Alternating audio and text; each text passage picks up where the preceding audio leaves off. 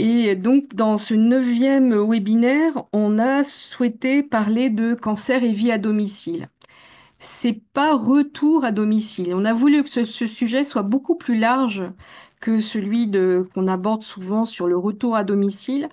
On sait aujourd'hui que la vie à domicile, c'est plus que le trois quarts de la vie d'un patient, et que ça comporte différentes périodes, différentes dans ce parcours, hein, et que ça peut être après une chirurgie, après des traitements, et l'après aussi, cancer. Et on a justement aujourd'hui la chance d'avoir des représentants, à la fois des représentants associatifs et aussi des représentants de structures qui font de l'accompagnement et qui aujourd'hui vont pouvoir vous expliquer justement ce qu'elles font et montrer en fait qu'il existe des portes d'entrée. Parce qu'on sait aussi que il est bien difficile quand on est dans la maladie, qu'on soit malade ou proche, de savoir à qui il faut s'adresser pour essayer d'apporter un plus grand confort dans la vie à domicile pendant la maladie. Et c'est pas toujours évident, surtout que ces structures, elles bougent. Et on va vous expliquer aussi comment elles ont bougé et quelles sont leurs compétences et montrer aussi que ça se déploie sur l'ensemble du territoire. Donc, on aura des exemples. Donc, je vais déjà vous présenter nos intervenants. On aura donc Sandra Doucen, qui est la directrice de Cancer Contribution, qui est une association se présente comme étant une association de démocratie en santé, mais qui s'intéresse beaucoup sur le rôle des aidants, qui fait des baromètres, et on avait fait tout un travail aussi sur le retour à domicile. Euh, Audrey Garibaud-Garbissian, qui est la directrice de la CPTS de Pays d'Aubagne et de l'Étoile, mais qui est aussi la présidente d'une association sur Marseille qui s'appelle Oncopartage. Et elle va expliquer justement à travers ces deux structures quel soutien ces structures peuvent apporter aux patients. Et vous verrez que ces structures, ça peut aussi être utile, même si on habite dans la région parisienne. Et il peut y avoir aussi des possibilités de pouvoir faire des choses à distance.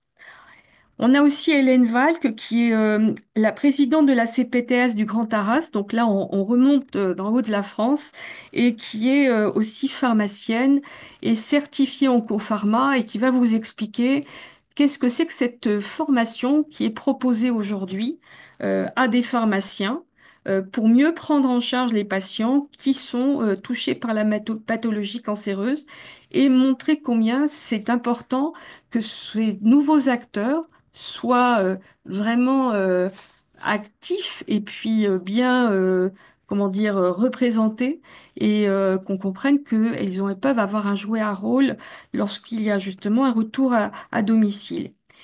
Et pour finir, nous avons le docteur Philippe Atlan, qui est médecin au dispositif d'appui à la coordination du DAC, du dispositif d'appui à la coordination du département du 94 Ouest, et qui travaille aussi à Gustave Roussy en soins de support. Et là aussi, il va nous expliquer comment ce dispositif d'appui peut venir en soutien dans des situations complexes. Donc, on est parti un petit peu de les choses peuvent faire par des patients, et puis quand on voit que la situation se complexifie. Donc, vous avez à peu près voilà, 15 minutes à peu près chaque intervenant. Et on va commencer par Sandra, qui va, on va dire, un peu nous planter le décor pour, euh, pour présenter un peu qu'est-ce que c'est que tous ces acteurs et puis parler un petit peu de ces résultats qui ont pu être obtenus à travers l'interrogation et les remarques et les besoins que formulent les patients et leurs proches. Je te laisse la parole. Je pense que tu as un petit diapo que tu peux nous lancer. Oui, alors, euh, je peux partager, c'est parfait. Alors, je vais commencer, puis je vais le partager dans une petite seconde.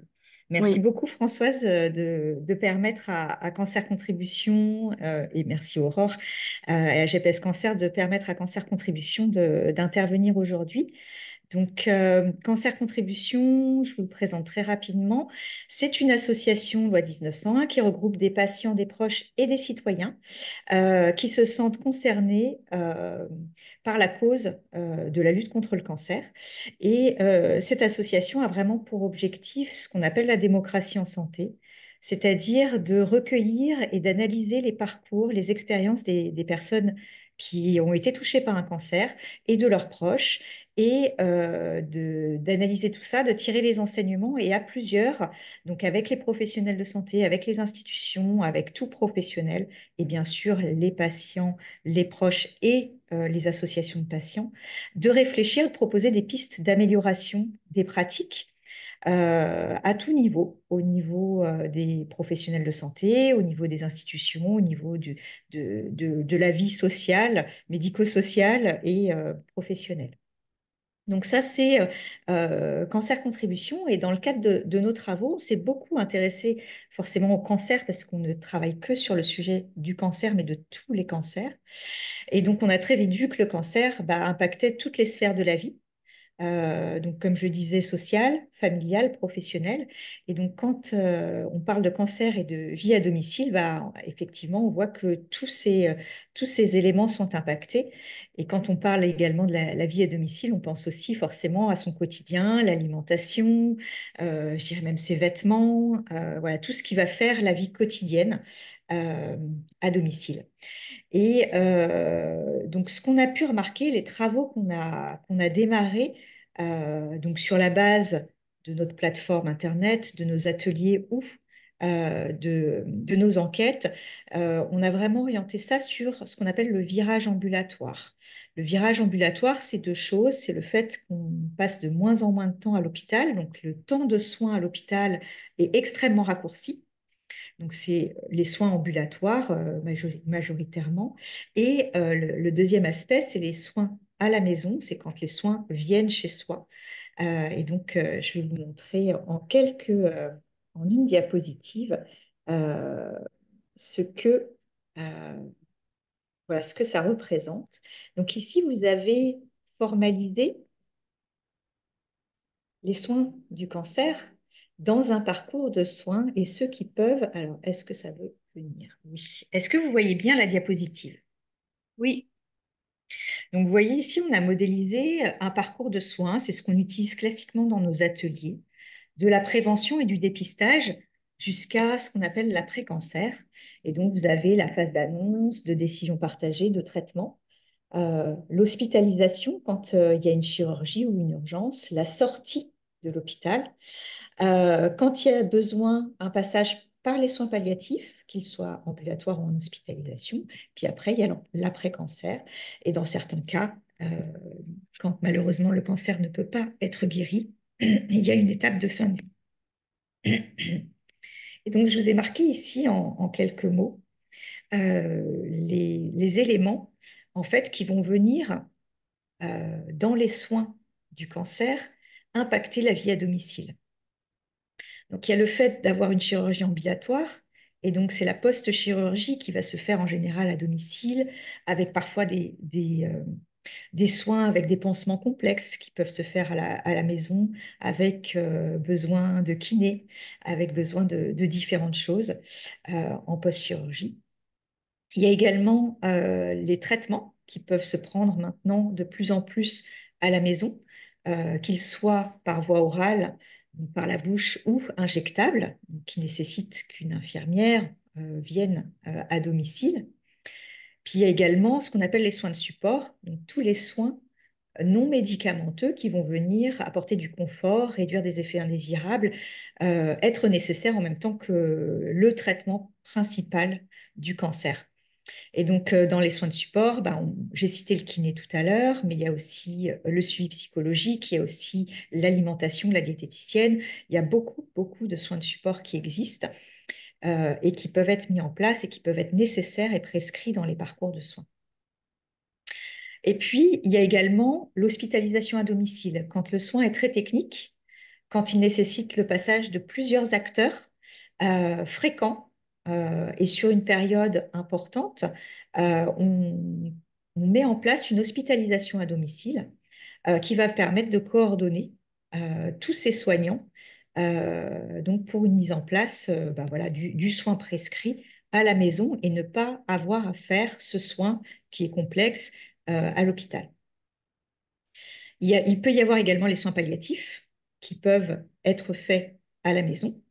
Et puis, il peut y avoir aussi un souhait de fin de vie à domicile qui nécessite là encore des soins.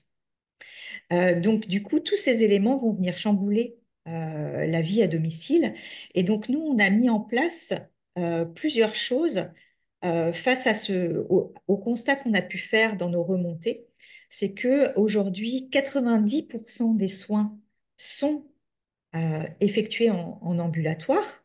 Donc, soit, je dirais, par exemple, la chirurgie ambulatoire, soit en consultation à l'hôpital, mais derrière, la plupart des soins se font à domicile ou à proximité du domicile. La directrice d'un hôpital avec lequel on travaille nous disait que maintenant, dans les parcours de soins en cancérologie, on pouvait estimer que la personne malade passait à peu près 40 heures avec son médecin oncologue dans l'ensemble de son parcours de soins. Donc, vous voyez à combien, en fait, ce temps d'échange entre le patient et son référent principal est court et laisse la place à beaucoup d'autres acteurs dans le parcours de soins. Donc, bien sûr, il y a les professionnels de santé, mais pas que, puisque la personne malade, le cancer, comme je le disais, va impacter toutes les sphères de sa vie sociale, sa vie familiale et professionnelle. Et donc, du coup, dans la vie à domicile, il y a d'autres acteurs qui vont être nécessaires également.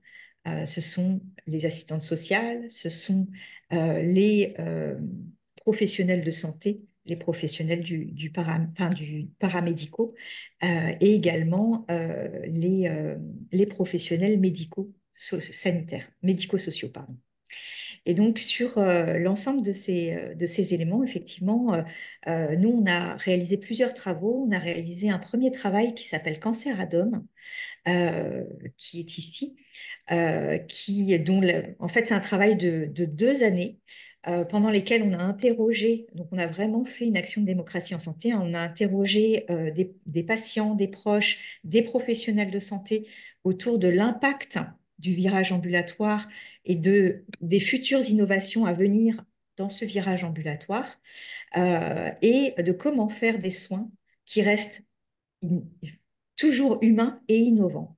Et donc, c'est un travail qui nous a permis de mettre en place 10 propositions, de faire 10 propositions et de relever 39 idées concrètes d'amélioration des parcours de soins.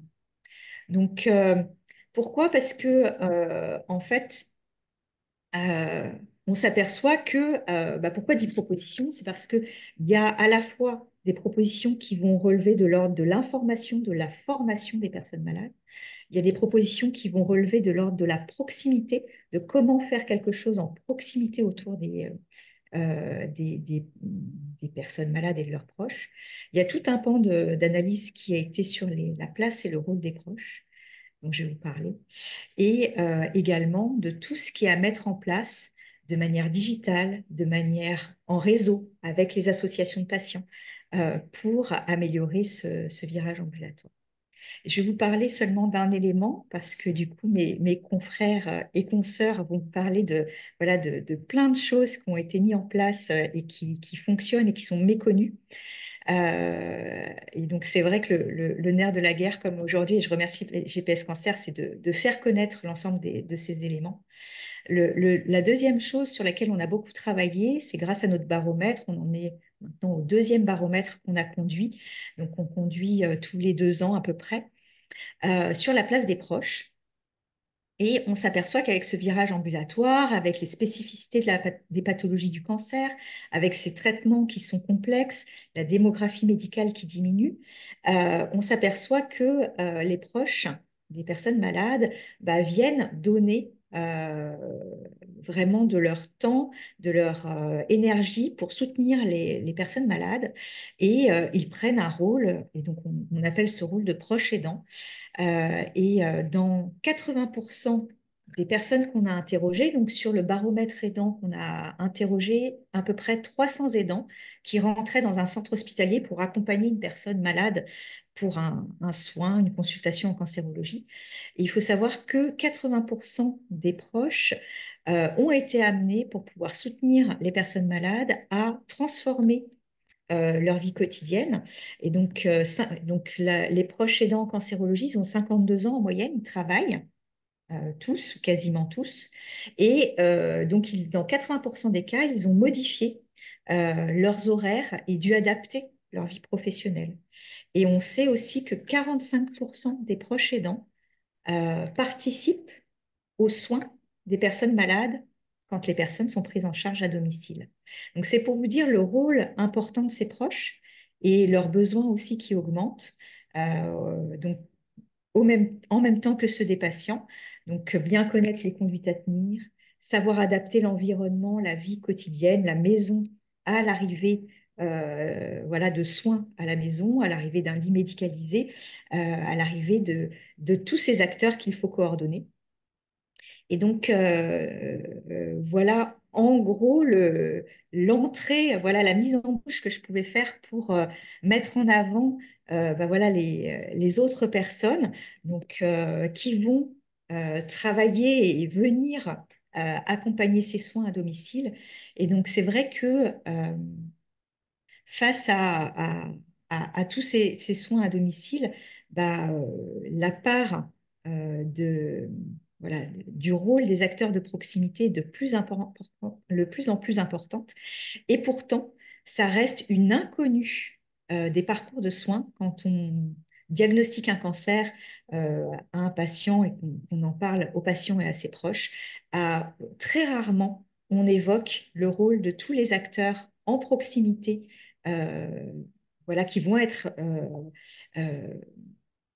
qui vont jouer un rôle dans ces soins. Et donc, c'est vraiment l'enjeu d'aujourd'hui de vous faire connaître tout ça et de vous faire savoir naviguer dans tout ça.